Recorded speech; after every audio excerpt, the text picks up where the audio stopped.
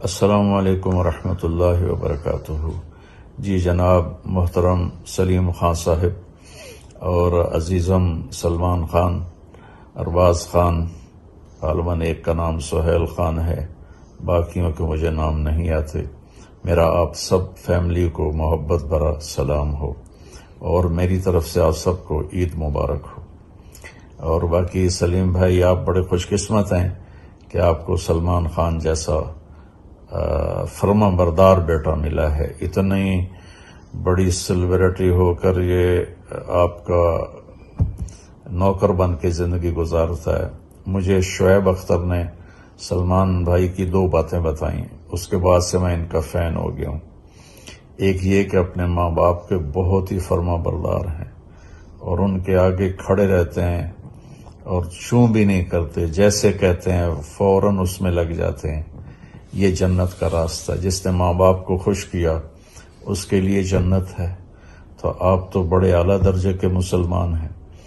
پھر دوسری صفت اس نے بتائی کہ اتنے بڑے سخی ہیں کہ جتنا جھوٹ بولیں وہ سچ ہے۔ تو مجھے اور سخی سے اللہ پیار کرتا ہے۔ اللہ تعالیٰ کے نبی کا فرمان ہے کہ سخی سے اللہ محبت کرتا ہے، چاہے وہ عبادت میں کمزور ہی کیوں نہ ہو۔ تو چاہے آپ عید کی ایک نماز پڑھتے کہ جتنا جھوٹ بولیں وہ سچ ہے۔ تو مجھے اور سخی سے اللہ پیار کرتا ہے۔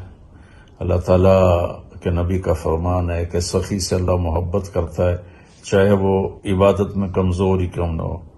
تو چاہے آپ عید کی ایک نماز پڑھتے ہیں، میں گواہی دیتا ہوں اللہ آپ سے پیار کرتا ہے کہ آپ سخی ہیں۔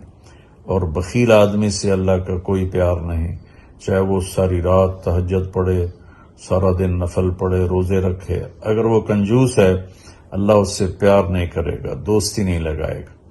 اور جو سخی ہے اللہ اس سے پیار کرتا ہے۔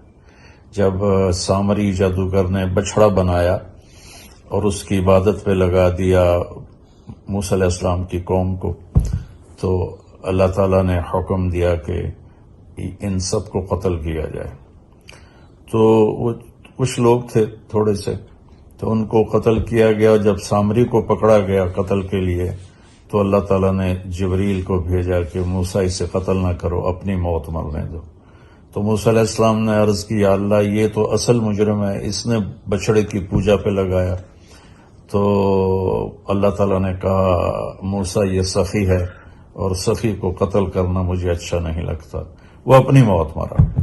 تو آپ کی سخاوت اور آپ کی ماں باپ کی فرما برداری نے مجھے آپ کا فین بنا دیا ہے۔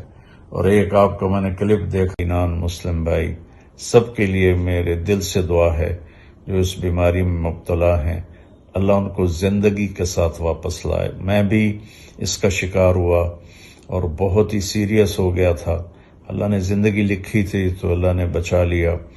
تو واقعی یہ بہت تکلیف دہ چیز ہے۔ باقی ہمیں جو SOPs ہیں اس کا بھی خیال کرنا چاہیے۔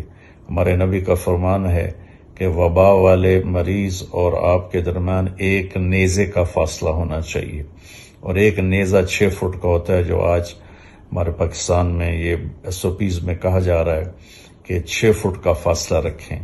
تو ظاہری احتیاط کی جائے اور